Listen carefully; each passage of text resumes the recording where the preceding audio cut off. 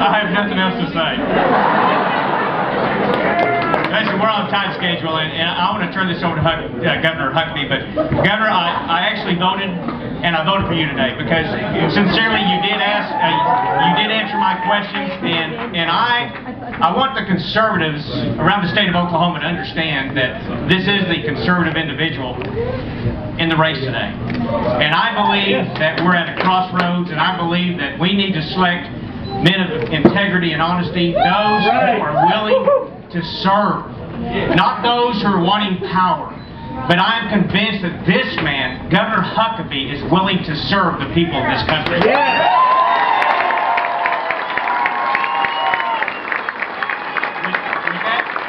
With that said, Governor, it is our intention to, it's our intention, Governor, to welcome you to the great state of Oklahoma and let you know that at the convention we fully intend to bring you all 42 of our delegates.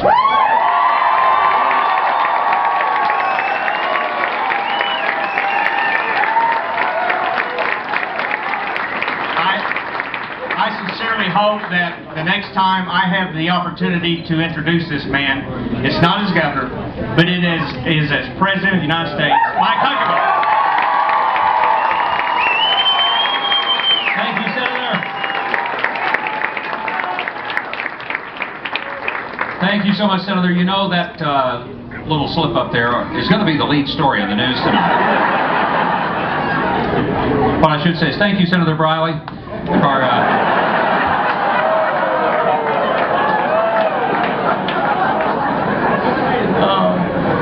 listen, I want to say thanks to the senator, both senators up here, for their wonderful support, and it means a lot because they represent a lot of people in this state.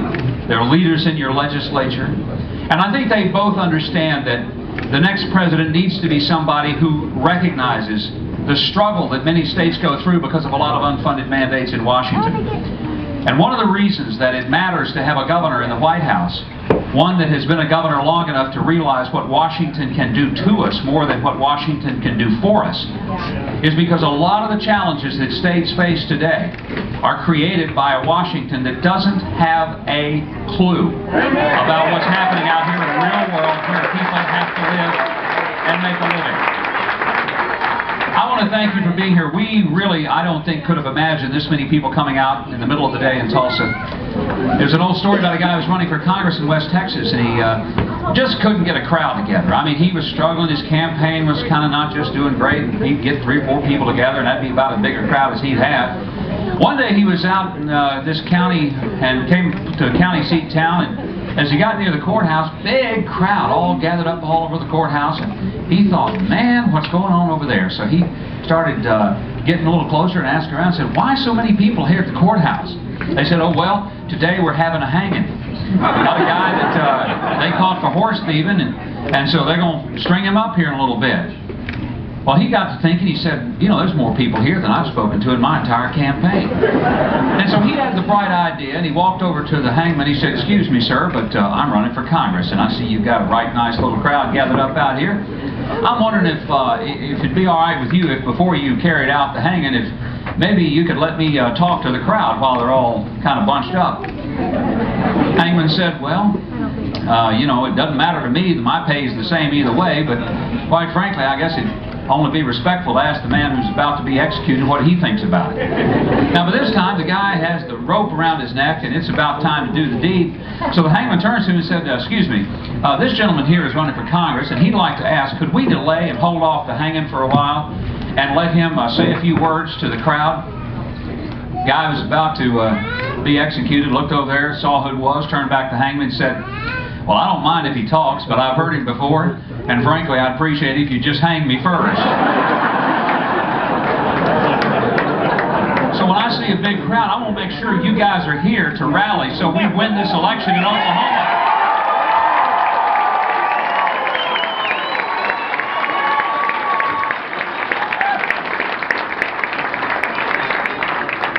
I want you to know that it's not easy for a Razorback to step across the Oklahoma line, hat in hand, and beg and plead and say, please, Oklahoma, come through for me. But today I'm willing to do it because we need your help over here in Oklahoma. And you know what? I feel very strongly that people of Oklahoma are a lot like people in Arkansas. They know authenticity when they see it in a person who claims to be conservative.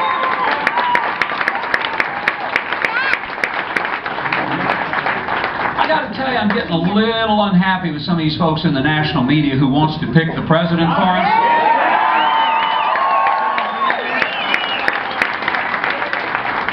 The last time I read it, I believe that the preamble of the Constitution says, "We the people, not we the pundits." And somehow, there's some utter nonsense going on out there that says, well, you know, we've got to rally behind the conservative. And Mitt Romney's people are out there telling everybody that a vote for Huckabee is a vote for McCain. Can I correct something? A vote for Huckabee is a vote for Huckabee.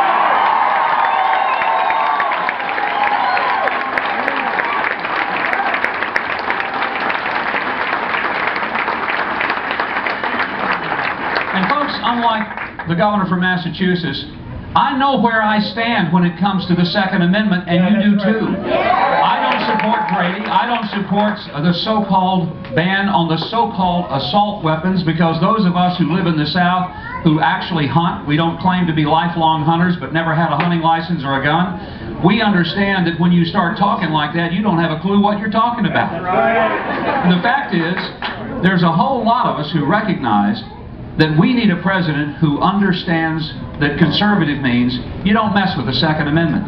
That a conservative means you don't come Johnny-come-lately, late in life, to the view that life begins at conception and ought to be protected. That we ought to have a human life amendment to the Constitution of the United States.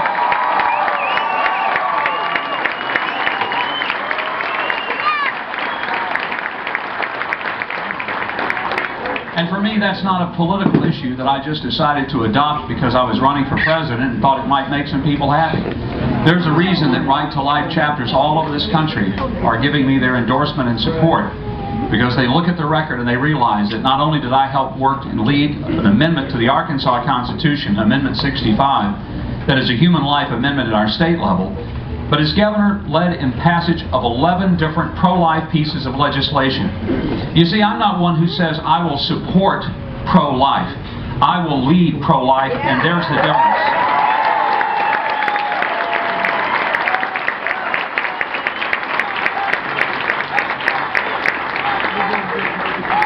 I'm also a person who didn't just recently discover that marriage means a man and a woman as life partners.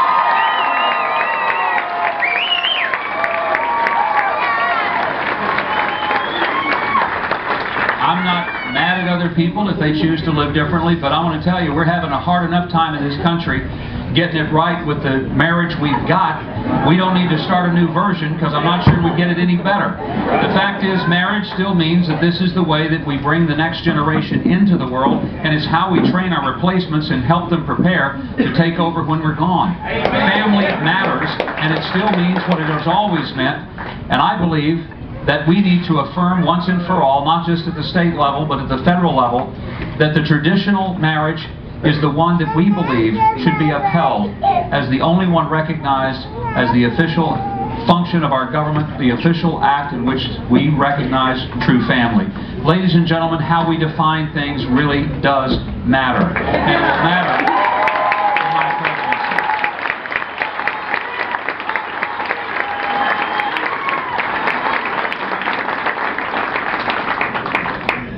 There's a real challenge that many of us face in this country, and that is that used to be the Republican Party was the champion for small business. Small business represents 50% of all the jobs in this country and 80% of all the new jobs. And yet today, if you're an entrepreneur, if you have a dream and an idea and you want to go into business and put a better paycheck on the table for your family, you find that your toughest competition doesn't necessarily come from the guy across town or across the country or even across the world. Your toughest competition comes from your own government, whose excessive taxation, regulation, and the threat of litigation makes it all but impossible for you to succeed. Government ought to facilitate free enterprise, not complicate it. Government ought to understand.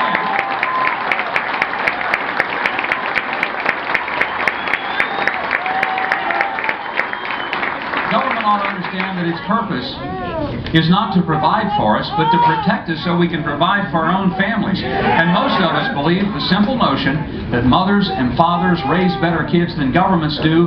Leave us alone, let us raise our kids, let us be in charge of our own families.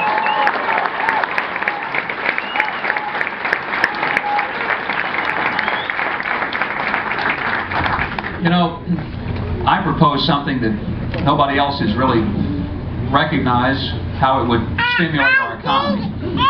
A lot of the other presidential candidates talking about tinkering with the tax code and maybe tapping it with a little hammer. In Arkansas, we've got a statement that I have a feeling you'll get in Oklahoma. In fact, probably have the same one. We say over there that if you can't fix something with WD-40 and duct tape, partner, it can't be fixed. And I'm going to tell you something, if you look at the 66,000 pages of the Internal Revenue Service tax code, I think you can figure out we can't fix that tax code. Not even with WD-40 and duct tape. I think it's time to do something that's needed been done for a long time, and I want to be the president that gets to nail the going out of business sign on the front door of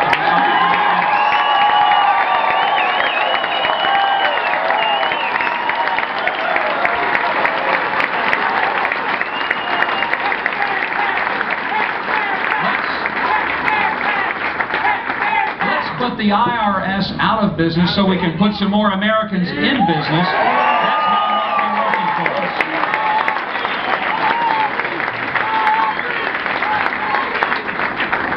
I want to enact the fair tax, which doesn't penalize people's productivity. It says that you ought to be able to work. You ought to be able to save. You ought to be able to invest. I talked to a man in Manchester, New Hampshire a few months ago. He's a guy working in a machine shop.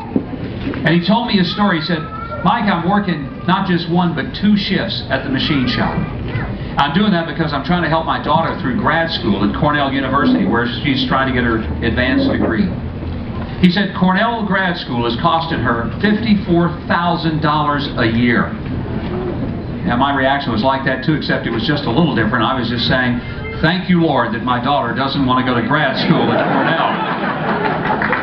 And here's what he told me. He said, because my daughter is in grad school at Cornell and I'm working the 2nd shift, he said, I'm in a new income tax bracket because of the extra money I'm making on the 2nd shift. He said, you know what's happening?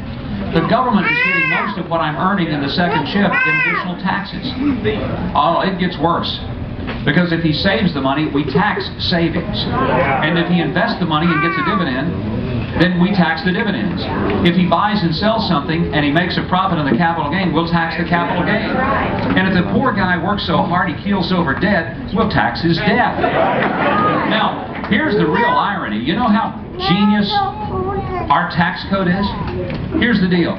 If he quits both shifts at the machine shop and just sits home and watches ESPN, then his daughter qualifies for the federal assistance that we're penalizing him for working for. Now tell me, anybody here, that it makes sense to penalize productivity but to subsidize irresponsibility? It's no wonder we're headed into a recession.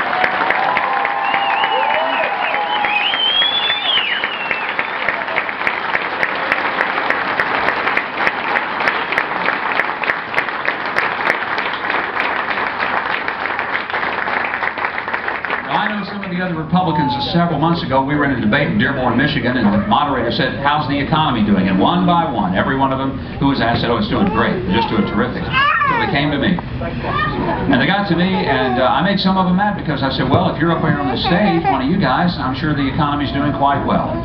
You've got offshore accounts in the Cayman Islands that you're not having to pay taxes on. That must be sweet. Most of us don't understand that and have one of those.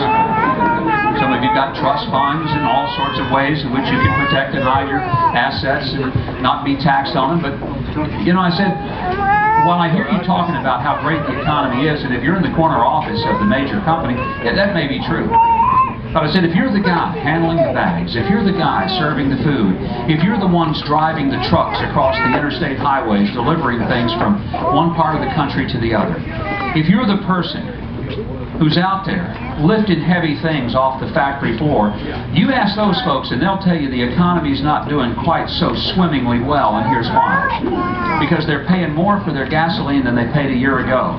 Because we're enslaved to a Middle East oil economy that makes us pay for both sides in war on terror.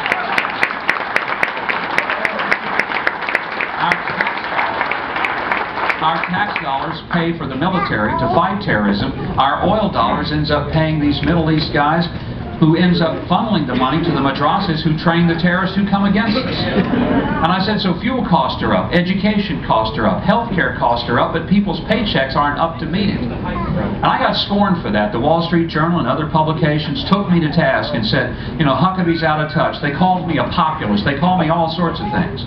I was even called by Bonnie Urbay for other issues, a knuckle-dragging Neanderthal. And that was one of the nicer things I got called. Now they say I was right, because I was listening to people who go out there and every day know they're one paycheck away from not being able to pay the rent. They know that they are one missed paycheck away from not being able to deal with it if their 8-year-old breaks his arm on the school playground today. And there are a whole lot of Americans who are helping our campaign who've never been in politics ever before, who have never given a dime to a candidate, who've never put a yard sign up, never put a bumper strip on their car. I bet if I asked, there are a lot of you who have never ever gotten involved before. You know why you're involved? Because you want a president that understands that he would be the people's president and not the wholly owned subsidiary of Wall Street.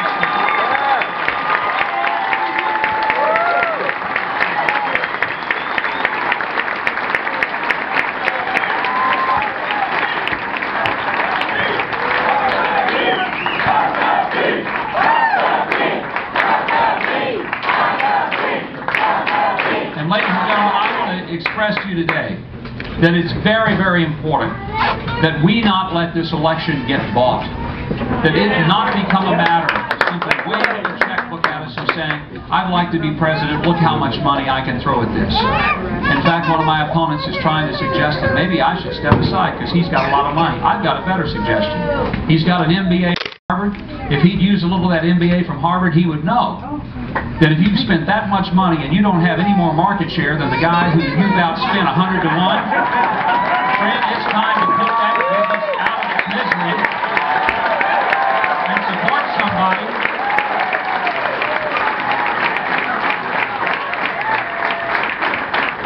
It's time to put that business out of its misery and support somebody who runs an enterprise a little bit more frugally and efficiently. And that's the way I'd like to run the federal government, because if somebody will spend that much money to get the job, what on earth might they do when they're spending your money when they get the job? That's a scary thought.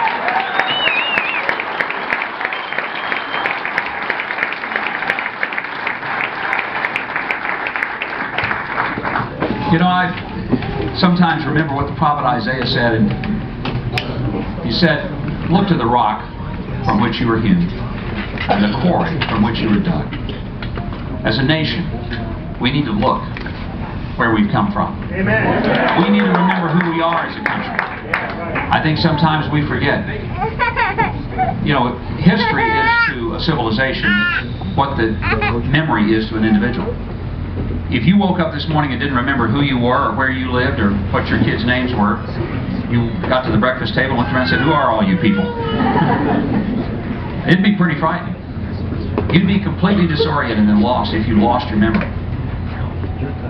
If a culture forgets where it's come from, if it loses its sense of perspective and its history, it gets lost and disoriented. I suggest to you that America today is off track because it's forgotten who it is and where it's come from. We're not a great nation because of our government. We're a great nation because our people started on their knees and asked for God's blessing.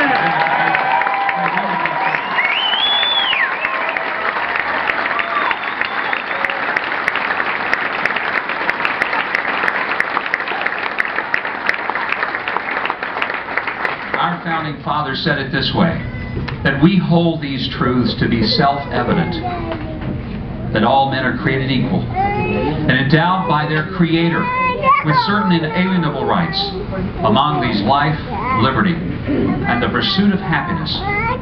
And when those 56 signers put their signatures to that document, they knew that if this experiment in government that they were going to attempt didn't work out, that it wouldn't just be that their taxes would go up under King George. They knew that they would pay with their blood as with their families. It took courage, and it took conviction. And it also took a bold step to say that we no longer will be a part of a nation where people's net worth or last name or ancestry is what elevates them. that we were going to create a different concept of humanity and government, and that is that everybody would be viewed as equal. Everybody with the same level of intrinsic worth and value, and that nobody would be more valuable than somebody else. And it wouldn't be that a last name, ancestry, net worth, ability or disability, capacity or incapacity would elevate one to a greater level of worth and value than another. And that's why for us to affirm the sanctity of human life is not an issue that we can just say is political. It's not a left, right, liberal, conservative, Democrat, Republican. It's more important than that. It goes to the heart of who we are as a nation. And it really does define us in the sense that if we value each other as having equal worth, then we know that any time somebody devalues one of us, all of us potentially are devalued along with him. And that's why today I suggest to you that there is a lot at stake in this election. And that's why I ask you to not just casually say, oh, I think I'll vote for Huckabee versus some of those other guys. I hope you will join me in understanding that we need to return to understanding who we are as a nation, that our founding fathers had it right, that we are a unique people, that our system and form of government is an incredible gift to affirm our basic individual freedom and to give us the capacity to be what we could not be if we were under any other system. And to affirm that that freedom, in fact, is God's gift to us and not government's gift to us. That's what we have to remember.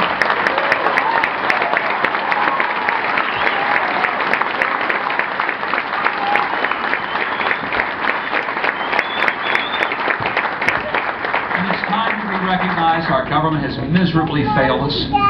We can't even secure our own borders.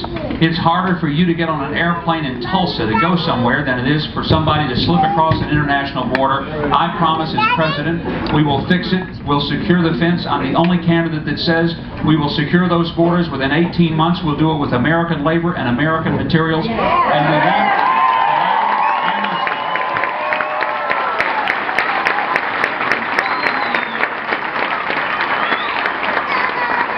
And it is not because we don't welcome people to come here. It's that we want everyone who comes here to do it the right way, the legal way. We want it to be so that everyone who lives within our borders lives with his head up, in the light, out of the darkness, nobody afraid when they see a police car running and hiding, because there's nothing to fear when we are abiding within the context of our law. And that's how we should live in America.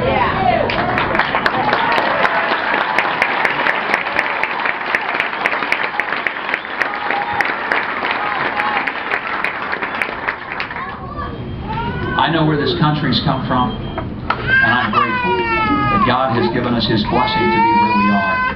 And I know that we've got to return to the principles that made us great, or we can't expect His blessing to stay with us. And I also know, as the prophet would say, look to the rock from which you're hewn, quarry from which you're dug. I know where I've come from. I realize I came out of a little red house on 2nd Street in Hope, Arkansas, the son of a father who was a firefighter and had to work a second job as a mechanic on his days off.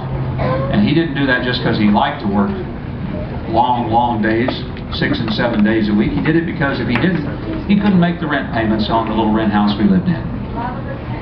And you know, my mother, oldest of 7 kids, grew up like many of your parents did, in the Depression, experienced World War. My parents coming out of that time of hardship. My mother, being a person as the oldest of 7, in a house where they didn't have electricity, running water, had dirt floors, outdoor toilets. Some of your families probably tell similar stories of their hardships. But you know what about our parents' generation? We call them the greatest generation. You know why?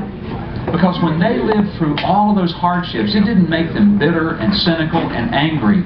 You know what it made them? It made them want for their kids a better life than they ever dreamed. They spent their lives.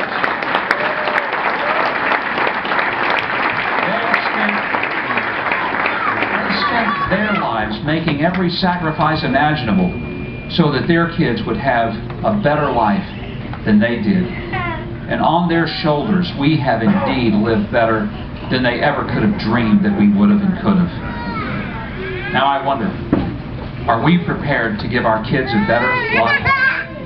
And we better be, because right now, we've given them $9 trillion worth of debt. And that's not the way we need to turn it over to them. We can do better than that. And that's why I'm asking you to join me, not just in a campaign, but in a cause to return America back to being that nation that understands its obligation is not to indulge itself, but its basic responsibility is to prepare the way so the next generation and the generations following can become the greatest generation. You know, as a kid growing up, I'm pretty sure my parents, though they wanted for me to have a better life, could not have imagined how things were going to turn